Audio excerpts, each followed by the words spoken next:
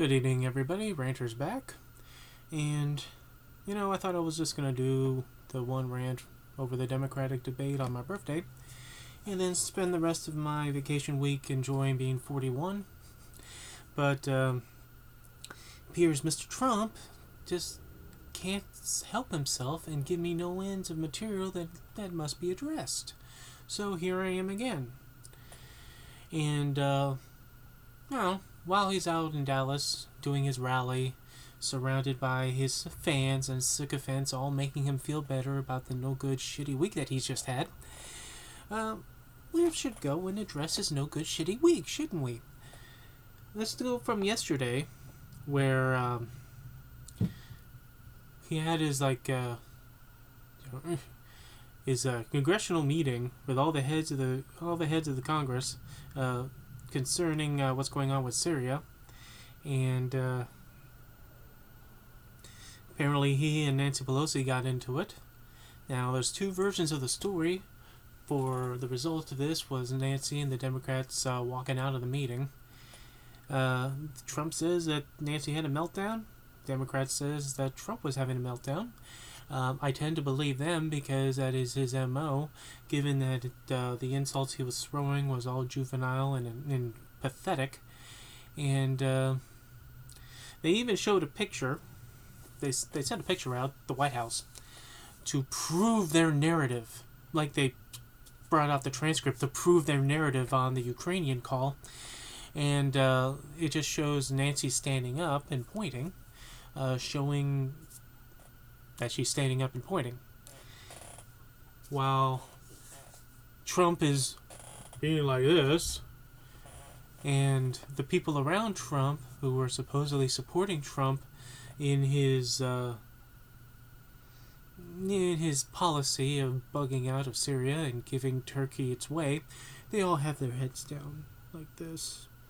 You zero in on their faces, they look rather embarrassed and ashamed. But that was the picture they put out to prove that it was Nancy that was having the meltdown. Well, yeah, Nancy was having such a meltdown that she took that picture, and that's now her official picture on Twitter. Because once again, it shows someone of strength standing up to Trump. And what was going on during the same day of this no good week of Trump's, that he has to go and feel better about himself in a rally while he entertains his masses as a dancing bear? Well, Congress, with a whopping majority of 356 to 60 vote, something along those lines, 354, vote to condemn Donald Trump on our pulling out of Syria and thereby giving the Turks the invasion into Syria. 120 Republicans supported this. Alright? So this is a rather massive rebuke from not only the Democrats but from the Republicans on his actions.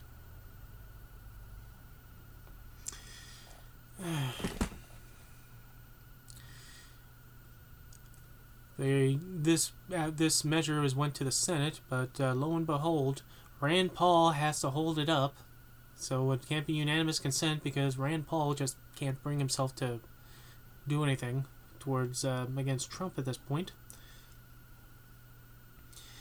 I don't know what happened to Rand Paul. Pretty much like all the other Republicans who opposed him, and now they don't really oppose him much. Trump went after his funny-looking hair. I guess Rand Paul found that funny after a while.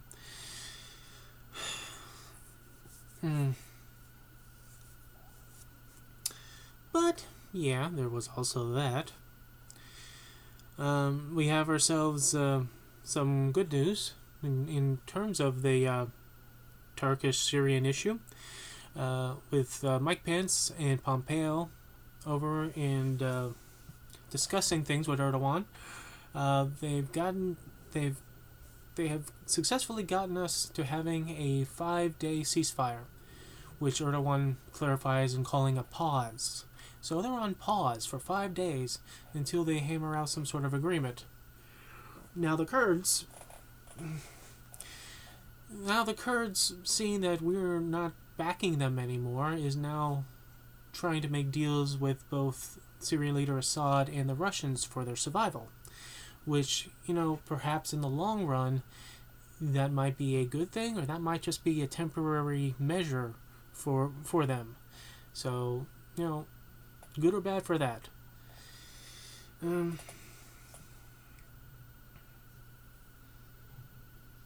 But people are looking at the ceasefire, and Trump is touting this as some major victory of him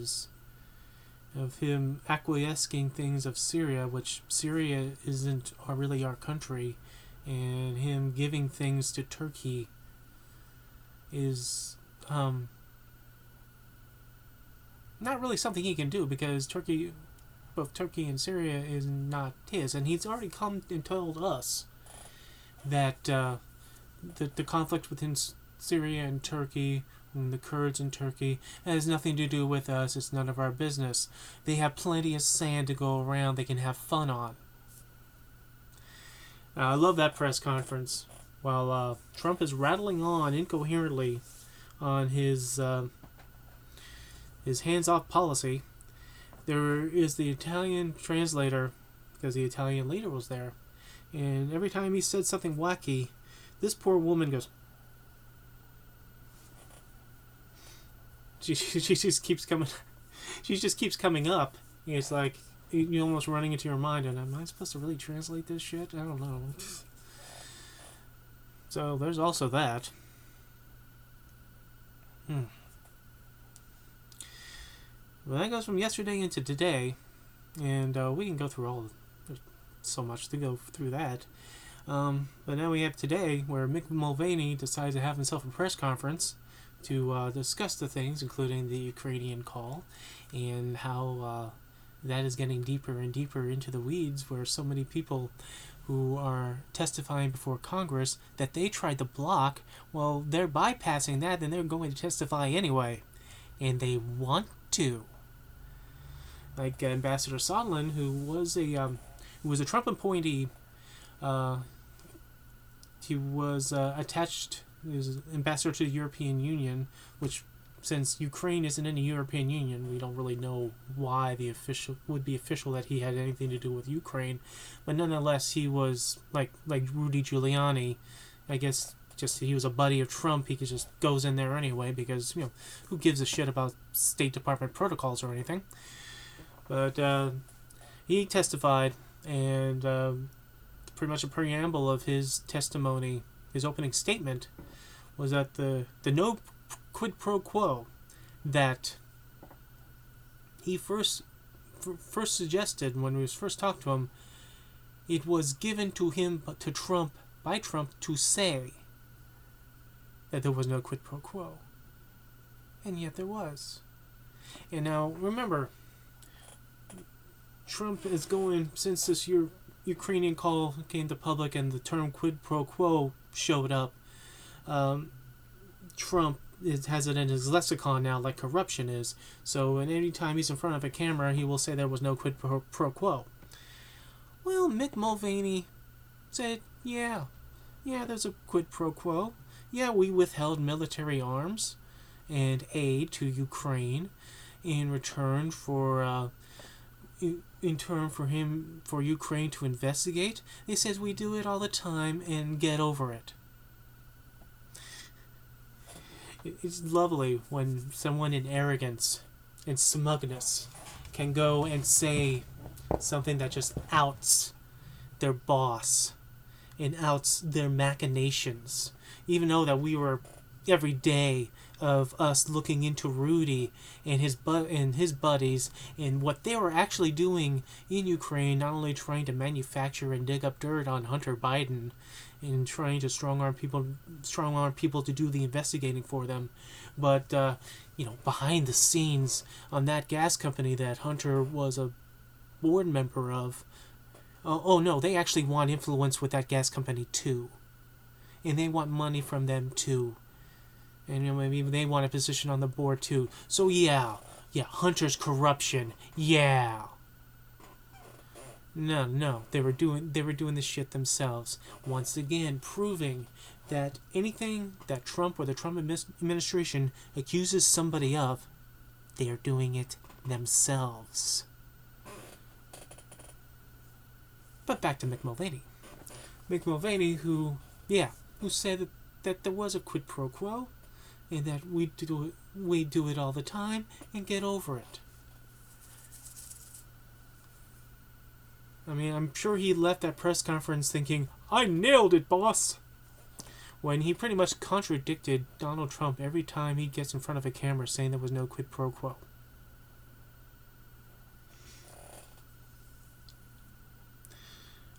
From Sondland to Kurt Volker, to Fiona Hill, and to the ambassador to the Ukraine that the Trump administration was so hell-bent to force out of her job.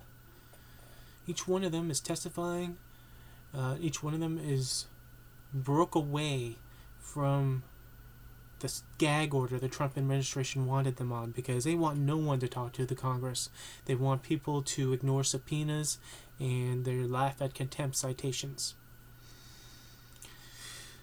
Well, they're testifying, and every one of them seems to be garnering no weight to the Hunter Biden bullshit, and a lot more weight of all this being a conspiracy theory nonsense for no reason than to try to get political capital for 2020, to go after a political rival of this president of the United States using foreign means. While A.G. Barr, again, globe-traveling around the world, trying to get Italy to help in investigating our CIA and our FBI, because how dare they, actually have factual information upon Russians interfering in our election that Trump don't like, so therefore they must be in on this conspiracy theory. Oh my god. So, yeah, there's that as well.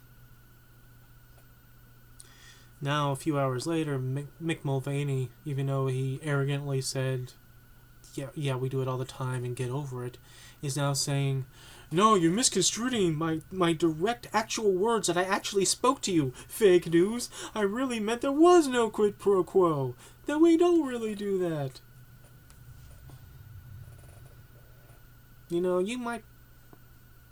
If you step in shit, you can wash your feet clean, and no one will know. But when you ring the bell, you can't unring the bell, and the bell is rung.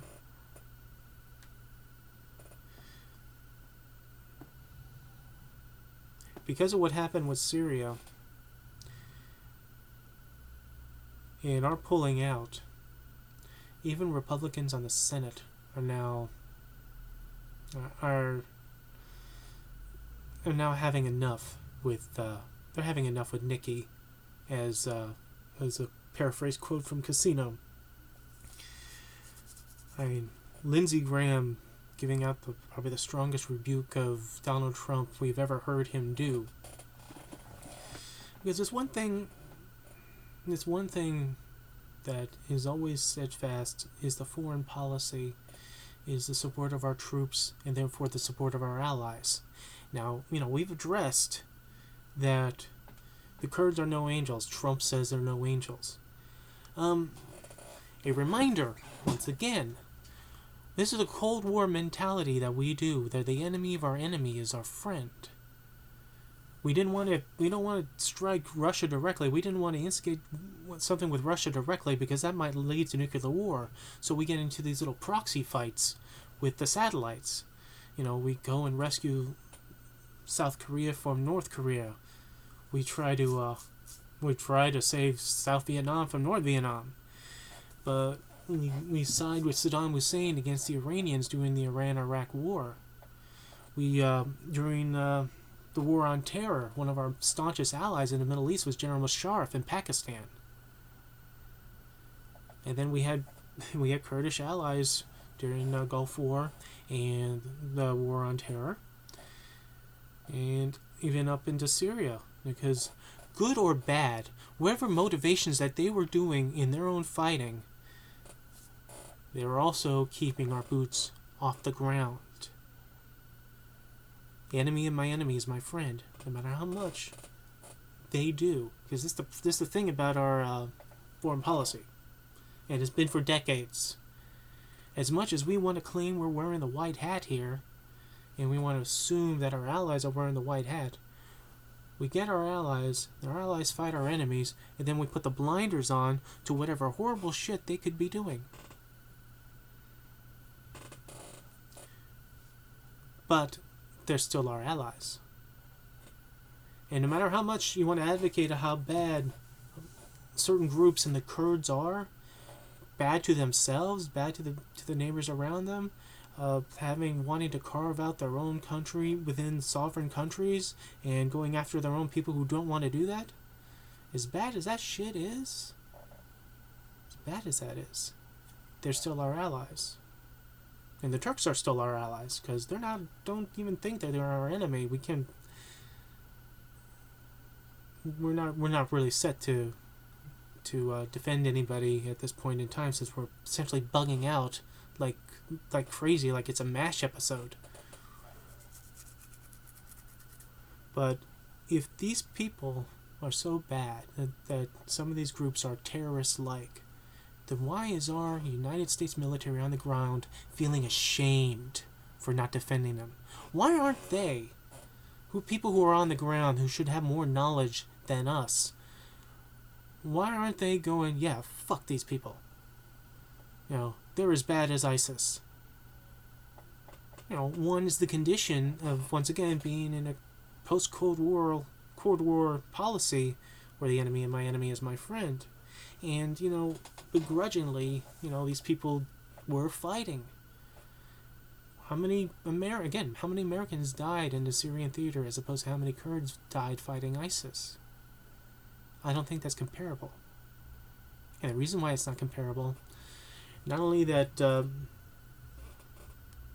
our government, from Barack Obama to Donald Trump, did not really have the will to actually put our troops into the majority theater of harm's way. We'll supply the hardware, we'll supply the air power into these engagements, but we're not putting boots on the ground. The boots on the ground were Kurds and CDF. In Syria, as a theater, once again, this is one of those things where I mentioned in a few other videos, is that we don't really get into wars where we have a direct objective anymore. So anything we were going to Syria, even Obama with his red line, how he didn't really want to get into that mess full force, and which is what he got criticized for. Perhaps I can admit, maybe rightfully, for not following through in what he says. Because you don't have a great objective here in Syria. You have Assad, who, please tell me he's not a piece of shit. Please tell me and defend this guy who sees opposition and then destroys them with conventional means and or chemical weapons. But we can't go after Assad. Can't do a regime change with Assad, even though we would claim we want to do it, because Assad is also backed by Putin and by Iran. And then you have ISIS, that you really do want to fight, because they're the ones that are the majority threat globally, including us and the rest of the world, and especially Europe. And another point that was also mentioned by me and by my other friend on YouTube, his group Vin and Sorry, check that site out, they're awesome, is that where's our European allies in this? Because I think that's another thing. I think it's when you have the coalition of the masses that we had, like in the first Gulf War, you really felt the righteousness of, like, even though the job, however you want to imagine the job being done or not, I mean, I think the thing was liberating Kuwait, and that was it. Then you kept Saddam in power, then we walked away, but we didn't really walk away. Um, let's keep in mind that we had we between the Gulf War and War on Terror and our Iraqi War, we had Iraq under a microscope. We had no-fly zones. We knew every piece of military hardware and where each unit was and where they were moving. And it was only policy and politics and logistics that was keeping us from doing anything. But every once in a while, over those years, we did conduct an airstrike whenever Saddam got uppity, you know? And when they did attack the Kurds again, I'm not talking about when they chemically attacked the Kurds like during the 70s and 80s, and we didn't intervene because Saddam was our ally against the Iranians. See, see, this is not clean. None of this is clean. But ever so often, if there was an attack or any provocation, then we would hit them with an airstrike. So, you know.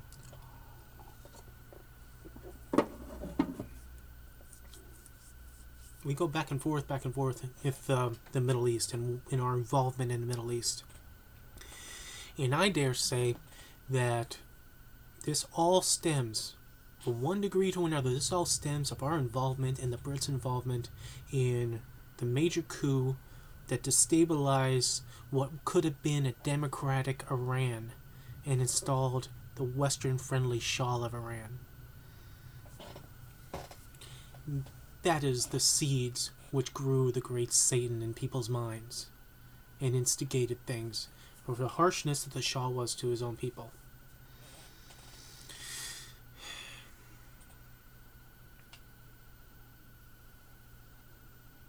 So, we got a nice 5-day pause between the Turks' advancement into Syria and the Syrians and the Russians. We are bugging out so quickly from our own facilities is that before the Russians take over them, because they already took over one base. I posted a YouTube on that they videotaped themselves walking around in our base. Our own Air Force is now bombing our own bases to make sure no one gets our munitions, no one gets our stuff that we're leaving behind. That's how we have to get out of this area. And again,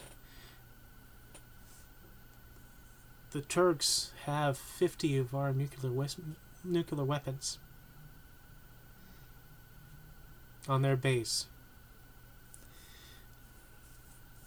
It's one of those things where you don't follow through. If you wanted to pull out of the Syrian theater, I mean, in the grand scheme of things, no one is opposed to that. I'm not opposed to that. But it's about pulling out the most responsible way possible to make sure that what you leave behind doesn't get worse because you're gone. The Middle East is one of these things where it's damned if you do, damned if you don't. And someone will have a perception that will be instigating one way or the other. And how you conduct yourself as carefully, as humanely, as respectfully as humanly possible towards your friends and your enemies, especially if you're in these times of this little minor Cold War of just trying to hold your breath and not cause a provocation that instigates us to having an actual armed conflict is utmost importance. And this was juvenile, this was reckless, this was without wisdom from the guy who has a great and unmatched wisdom. The letter that he sent to Erdogan. Oh my God. I've been doing this running joke on social media that, you look at the letter and in my mind I'm going, President Erdogan, do be a doobie, don't be a dopey, Scooby-Dooby-Doo. He may as well have written that for the way that letter was presented. And apparently, Erdogan got the letter. He balled it up, threw it in the trash, and then said and gave the go-ahead to invade away.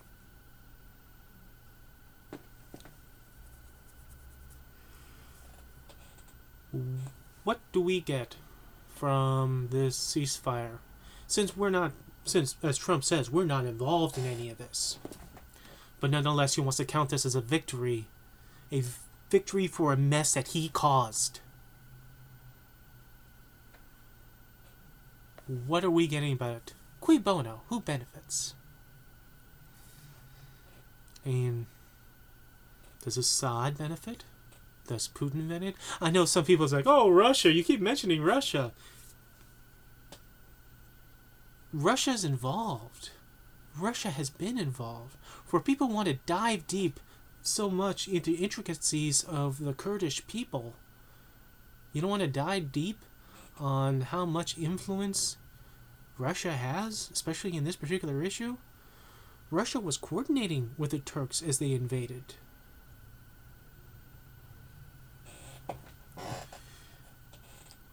The squeezing us out of supporting our allies, good or bad, or the Kurds, forcing the Kurds to make a choice, either survival and siding with Assad, so siding with Putin, and hoping and praying that they protect them from the Turks who come in and claim them to be terrorists. So they're coming to eradicate terrorists. And then we lose these people as an ally as a result. Good or bad. This is like, I mentioned this on another forum. When you think about the Kurds and what little knowledge people have of what's really going on with these people, it almost reminds me of how people treated the Palestinians. People's hearts do go out to the Palestinian people. They're getting they aren't getting the fair shake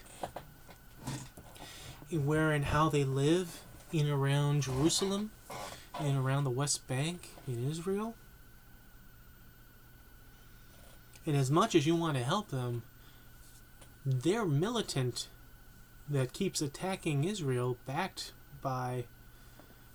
in Hamas and Hezbollah and the PLO. They're not helping anyone help them. Back in the day, other Arab countries was funneling money to these groups in order for them to attack Israel. They weren't giving a shit about the Palestinian people. They wanted to keep the conflict up. Because that's where the money is.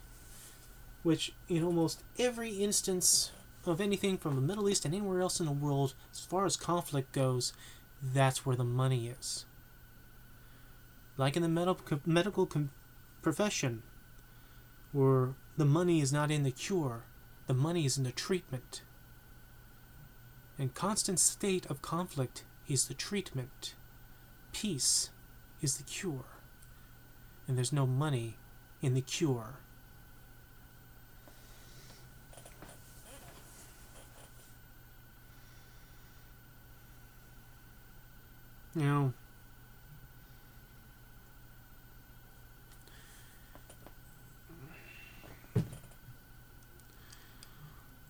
For us, we get as much knowledge as we can from either the media, and we hope our leaders. We get the basic gleams of things. We'll have people that do deep dives and deep documentaries, deep exposés on what's going on with certain groups to try to give you the full-on view. But even as much great experience and great knowledge that's presented, that's also being presented either one way or the other way. We are supposed to get as much information to make an informed decision. No one wants us to have an informed decision. No one. They want to give you enough information for your informed decision to split their way. And if it doesn't split their way, even if you go the other way with this informed decision, at least you don't know the full story. So even if you are that against that one side, you don't know really what's going on. So you could be having disinformation or misinformation on that side being fed to you while the truth is still out there.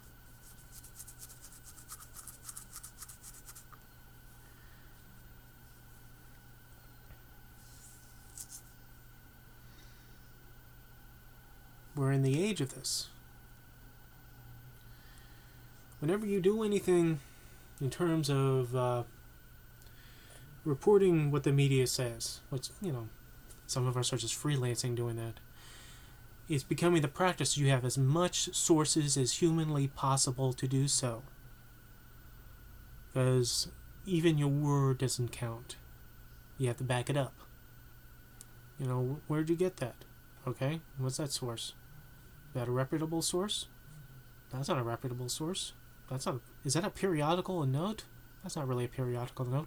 Sometimes that's subjective, but sometimes that's actually factual, because there's a difference between, you getting the news from a news outlet that cites their sources, and then you get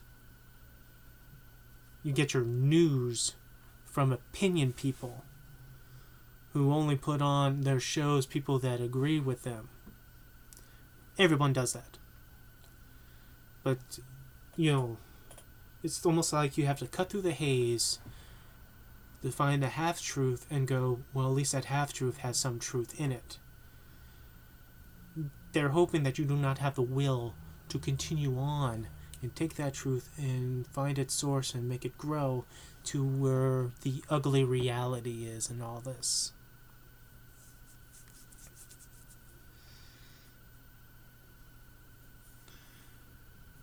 And then you have to decide whether you really want that ugly reality.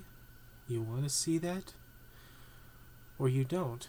Because then you run the risk of being disillusioned. Disillusioned for the things that you believe in, or what you think your leaders are telling you, which is true or not true. I mean, we already assume politicians are going to lie to you. Either they're going to lie to you overtly because they don't want you to know the truth, or they lie to you because they promise something that they could not deliver. And they can't admit to that, to your face about it. I would feel respect for a politician that goes, when they're on their campaign, and when it comes time to make campaign promises, them going, as far as I am able to do it, as far as Congress or the Senate will allow me to do it, if I can convince them to see my way, then I can deliver for you. But if I can't, know in my heart that I will try, that I tried to doing that for you. But they don't want to do that. They always want to seem confident that they are going to do this. They are going to do this. And then when they don't do it, then they want you to forget about it. And unfortunately, whatever good intention someone has, people will just say, a lie is a lie. It's a politician, he lied. The end. You look at words and you look at actions. And everything is a paper trail. Even if they don't want you to think there is. There is. Be it their voting record, be it what they're doing with money that's allotted to them. I mean, think of it.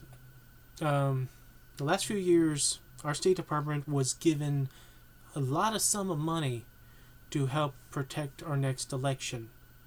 To not only investigate pending attacks of the integrity of our election system, and to just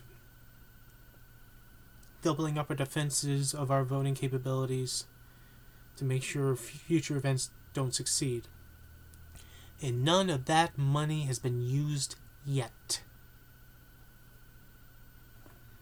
So,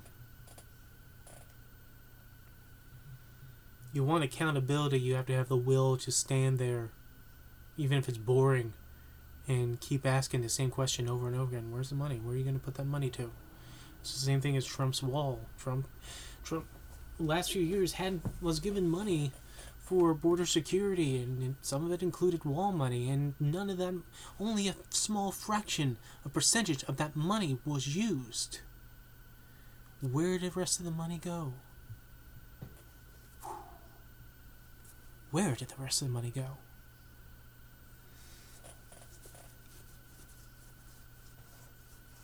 So Trump's doing his rally, and those who like Trump is going to like it and going to clap. He's going to entertain them. He's going to be as completely unpresidential and showing how unqualified and disqualified he is, and you're all just going to laugh and you're going to be entertained,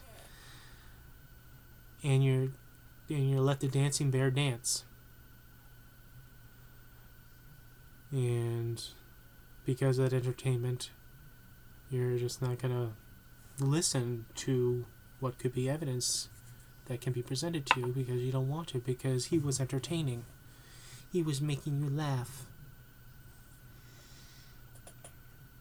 And on the flip side of that, he needs to do these rallies because he needs to feel better about himself, because reality, our reality that we all live in, sucks for him.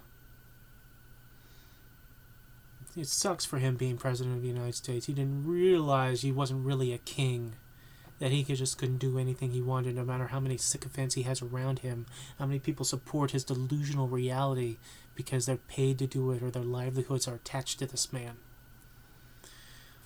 But he just simply can't do everything he wants, so he pouts, and he can't say what he wants because that actually affects the world around him, and he can't stop things that are in motion that are now in motion. And he's swirling the bowl.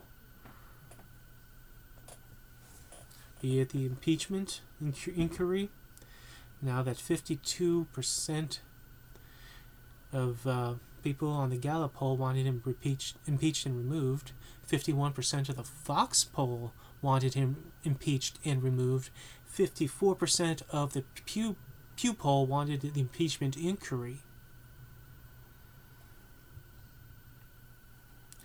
For putting it in context, Bill Clinton, and the highest percentage that people wanted him impeached and removed for Bill Clinton was 38%. The highest for Richard Nixon in 1974 to be impeached and removed was 58%. All through the beginning parts of Nixon's impeachment inquiry, until they were going into it up to the point he resigned, he was in the 30s until this final week, till finally the information of the tape came out. And then it just was too much even for his Republican allies. They're in the early stages of an impeachment inquiry now, and Trump now is at 52%. 7% higher for people wanting impeached and removed since June. And the more he does his antics, the more he's flailing around, it will only get higher.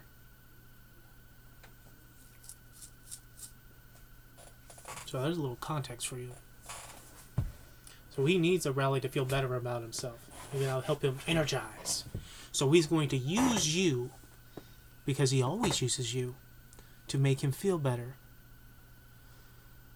To ooh and all over him and genuflect and laugh at his jokes, and then curse at the media that's covering it and saying that they're the enemy of the people.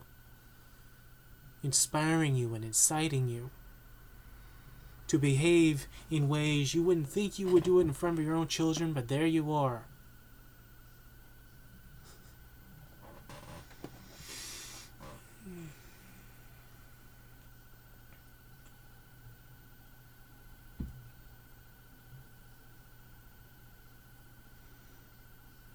It's an amazing time we live in.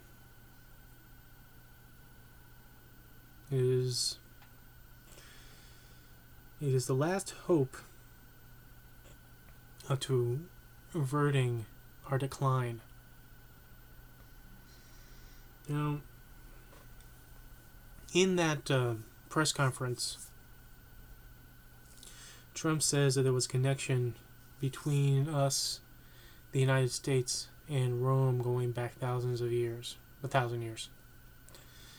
Initially people laugh because we're only 241 years old as it comes to being a country. But there is a similarity. The Roman Empire was in decline too. The Roman Empire suffered from decadence from their own politics. The Roman Empire suffered from apathy. The Roman Empire lost the will to reinforce their own infrastructure. The Roman Empire didn't see the barbarians at the gate. They outsourced their foreign power. Looks like as we did in Syria, as we outsourced actually ground troops from the Kurds.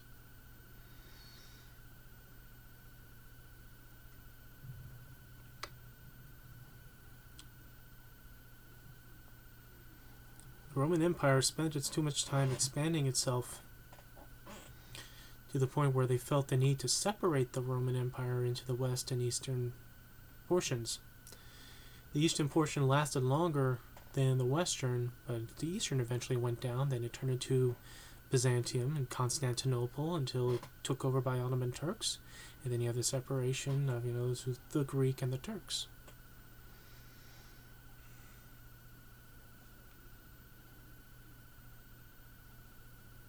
We are in decline too. We are in this form of political, moral apathy.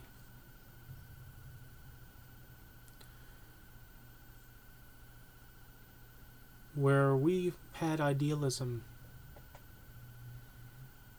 and a pride in our country and in our leadership that we saw something wrong. However, we interpreted it as wrong because there was plenty of things wrong over the years. But, those things that we saw, we fought like hell to right. People thought slavery was wrong even back in the Declaration of Independence. The northern colonies thought it was wrong. Thomas Jefferson wrote into the Declaration of Independence a clause about slavery. But that clause was taken out because the southern colonies did not want it in there, and they were not going to support the Declaration of Independence until it was gone, and that declaration would have died had they not taken it out. So one of the many compromises our country had to do in order to become a country that went into the Constitution, where the census had to show black men and women, or black men because, white men wasn't really thinking too much about white women at the time, for the census to be 3/5 worth of a white man. That had to be amended sometime later, obviously. But that was about population numbers and who benefits from the population numbers. So they didn't, because there were so many slaves to so many white folk in the southern and middle colonies, or middle states when that came about. So those who didn't have slaves objected to them being counted. So even, they who do not want slaves still want to disrespect and treat black folk like shit. So let's not count them the same as white folk. So yeah, there's hypocrisy both ways.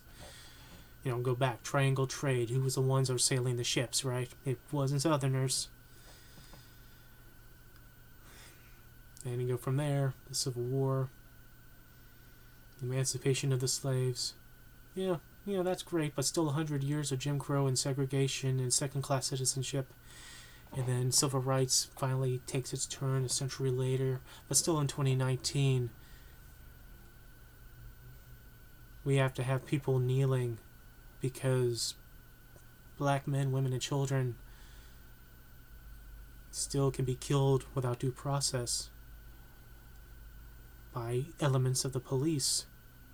And those police officers who somehow manage to get charged with something, the blue wall extends to the prosecution, so they get little to no sentencing. That's why they kneel, and that's why our president calls them sons of bitches and think they should be fired for kneeling. And people who either misinterpret what they're doing as disrespectful to our flag or our national anthem or whatever the fuck. They don't want to hear about why they do it. They just get pissed off that they do it. So we try to fight that. And sometimes the fight is obvious. Sometimes the fight is under the surface. But good people, black, white, men, women, whatever, we're Americans. Remember what demographic, sexual orientation, none of that shit. Good people that sees the injustice, and then they fight. They fight. Either they come on here and vent the grievances, or they take it to City Hall, or they organize, or they just tell you over and over and over again that what is going on is wrong, and these are the reasons why they're wrong. And 9 times out of 10, they're not going to listen to you. They're not going to listen to us. But at some point they will. If you give up, it doesn't matter. If you keep going, I promise you, sooner or later, fate has its way of making the turn. The United States, since its inception, since the signing of the Constitution, since our very first president in George Washington, all the way to now to Donald Trump, we are always a work in progress. No different than any other country, no different than the species of humans. We are all a work in progress. We are not the end result. Be it in your belief system or the process of evolution, we are not the end result. We are the continuation. And the responsibility of continuing something is to progress, to get better, to strive to get better. Whatever that better is. It can be monumental things that you could find in the history books, or it could be small things that could be only personal to you, but affects your world, affects your perception of the world that you live in.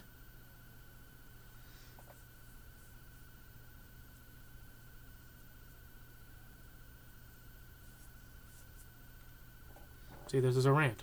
This is what ranting does.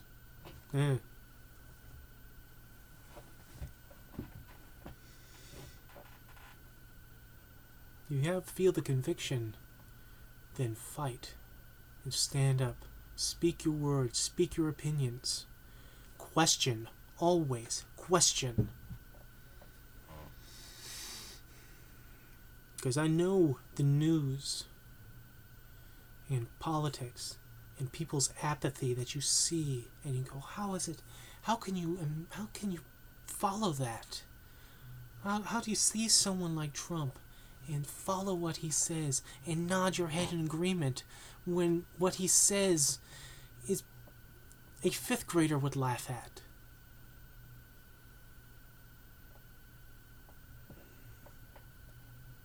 You can be beaten down by all sides, compelling you and forcing you to go, you know what, I tap. I don't care anymore. They want your apathy. They want you not to care. They want you to switch off. Let them handle things. Just worry about your paycheck. Worry about your pocketbook. Worry about yourself. That doesn't even extend to your family. Because a lot of stuff that's going on out there can affect more than you, but it could be affecting your family. But they want you just so apathetic that you just, someone brings up something that is concerning to them that is making them worry in your family, and then you go, I don't care anymore. I used to fight. Sit in the bar. I used to fight. I used to have convictions. It's a tough racket. Something like that. Yeah, I'm getting loaded on Coke. Or cola. Anyway.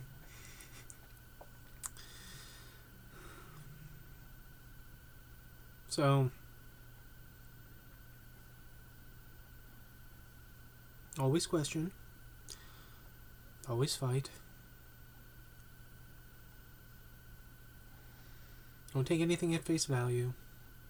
But even when you get strong evidence of one way, never stop questioning.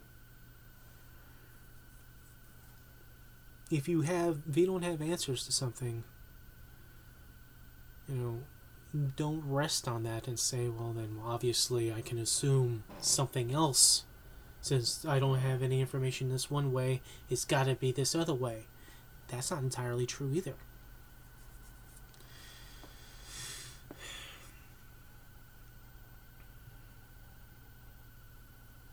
Pay attention. This is your country. This is your world. You have a voice. You have a say. You're pro Donald Trump. You're pro what he stands for. You're pro what he's doing. Voice it. It's fine. We welcome it. You're Americans. You're against Donald Trump?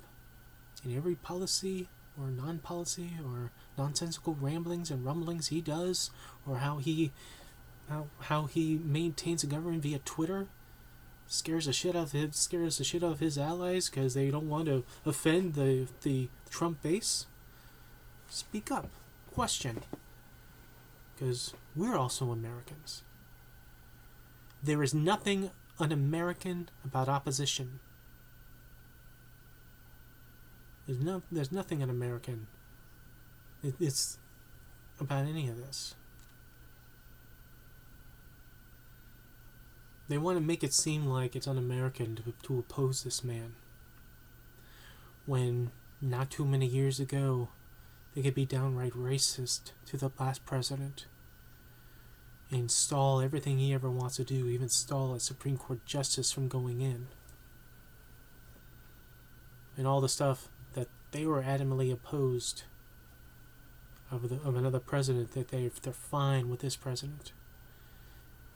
Even to the point of what they used to believe in when they were impeaching Bill Clinton. And how passionate and adamant they were for the very things that they now defend this man of. They argue back then that trying to hide from a subpoena is worthy of impeachment, that not following answering a subpoena is worthy of impeachment, not producing documents that is subpoenaed is worthy of impeachment. Well, Trump's whole administration is stonewalling subpoenas and laughing at contempt. And the very same people that said of Bill Clinton somehow magically doesn't find that conviction here that they had then. And they don't want to see that hypocrisy, and you bring it up, they'll walk away. Lindsey Graham did that about a day or so ago. Someone asked him directly, what changed in you that you said that during the Bill Clinton impeachment that anyone suspending anyone not following through on a subpoena should be judgment of an impeachment, but you don't think Trump should have to worry about that. And before he ran away from the press, he said nothing changed, and then he ran away.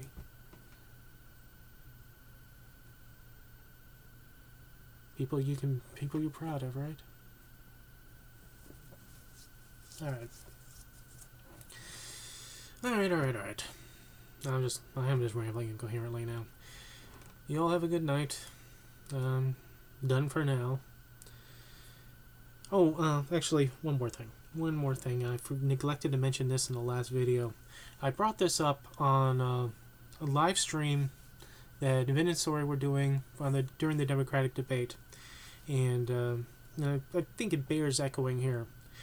For those people who worried about Biden, Biden being the nominee, those who concerned that you actually are buying any of this conspiracy theory nonsense when it concerns Hunter Biden. If you are not someone who is very confident of Joe Biden defeating Trump if he happens to be the nominee, a little what if for you, okay? This call for the Ukrainian president was in July. We learned about this, what, late September, early October, right? Between July and to the early part of October, through a number of these Democratic debates, Joe Biden was pretty much flailing. One, he went off on an incoherent rant about, it looked like, sadly, it looked like he was sundowning when they were talking about reparations, and he was talking about anything but trying desperately to be on the subject. He was fading in the polls. Not strong, not massively, because we still got a name recognition thing where Biden is just going to have this locked base for himself. But it was shrinking, and some people were rising up, including Elizabeth Warren, obviously. But then this happened. This call happened, and this came out. The whistleblower came out. The investigations to Hunter Biden became public and became more animated. Now we hear about Rudy Giuliani going to Ukraine and all his cronies and the corrupt shit that he was doing just to prove fake corrupt shit that they think Hunter Biden was doing. What if? For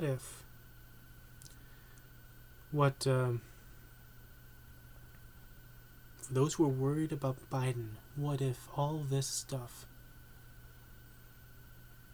makes people support Joe Biden more? Hardcore. As much as the other presidential candidates have a lot to offer, and I said it in my last video upon the debate, that Amy Klobuchar, Andrew Yang, and Pete Buttigieg showed so much promise, that they were the winners, as far as I'm concerned, of the debate.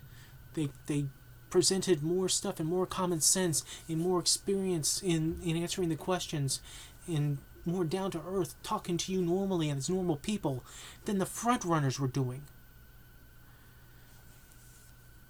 But all this stuff going on Joe Biden does tap into a rage of people who are already against Donald Trump that could energize Biden to keep him in the race and probably push him over the nomination. Because how dare Donald Trump use a foreign power to investigate Joe Biden? Righteously. Me too. I believe that. How dare he? How dare he trump up this nonsense? Saying that Hunter must have done something wrong because he was on a board of a gas company in Ukraine because of his Biden name. As I said in the last video, I found it funny that Romney McDaniel, Rand Paul, the son of Ron Paul, and the Trump brats want to talk about how bad nepotism is. Bullshit on all of you. In fact, they dug up a video of Donald Trump on Larry King, and Larry King was talking about the nepotism of his own company, of having his kids working for him. And Donald Trump goes, "Well, I like nepotism. So, what are y'all complaining about since you're all benefiting from it? That aside, but people like me, and people who in the Democratic Party, or even independents, or anyone who's just opposing Trump, or likes Joe Biden just because they like Joe Biden, they'll be enraged at that, finding out that Trump is doing in 2019 what he was accused of doing in 2016 to Joe Biden. Is he going to do this to any other candidate? Because I think he fears Joe Biden more than anybody else. Because Joe Biden has a name recognition. He's the vice president. He was a senator for God knows how many years. 30 years? Being in the Senate? He is a name brand. And you know something about name brands, don't you, Trump? Can't turn...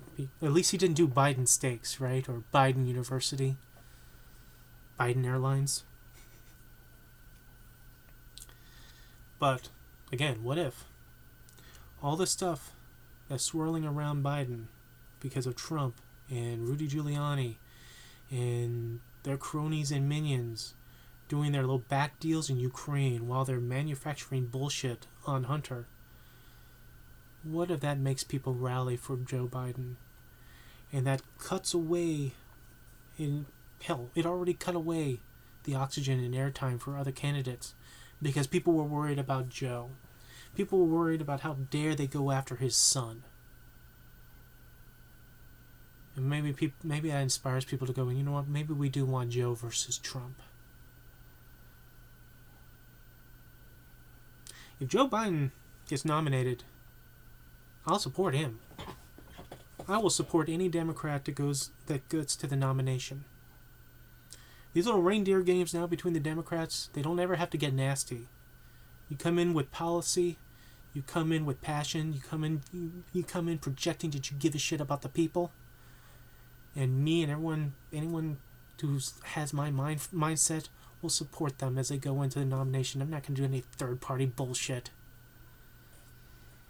I'd be a sore loser. Oh, well, if I can't have that, then I'm just going to have Jill Stein. That, because her and the margins kind of helped 2016, didn't she? But if you're worried about Joe, or you're worried about Joe becoming the nominee, then think about all this stuff that Trump is doing and his minions are doing that's going to rally people to Joe Biden because they don't like bullies. They don't like what Trump is doing, his little machinations, trying to get foreign help, because evidently he can't do it himself. And let's flip that script, because people that say that they're doing impeachment inquiry because they don't believe that they can beat Trump in the election, that could be a worry. But Trump is worried he can't beat Joe Biden in the election without him using this bullshit. Because man on man, who's going to show he gives a shit more about the people? Trump or Biden? You want to say that Biden is like living off some wealth through his name, or his kids are doing that? Joe Biden famously just takes the train to work from Delaware to D.C. No limos waiting for him. Alright. I wasn't expecting to go an hour, but I went an hour. Alright, guys. Again, and hopefully I'm not going to think of something else to say and go off for another 30 minutes. You all have a good night. Hopefully in the next few days there won't be anything else groundbreaking that I have to address. Because frankly, I'm going out of town. I'm going to Richmond. I'm going to see my favorite comedian, Steve Hofstetter. Look him up on YouTube. He is awesome. And then you have a good night. If it's anything's bad, I'll see you Sunday.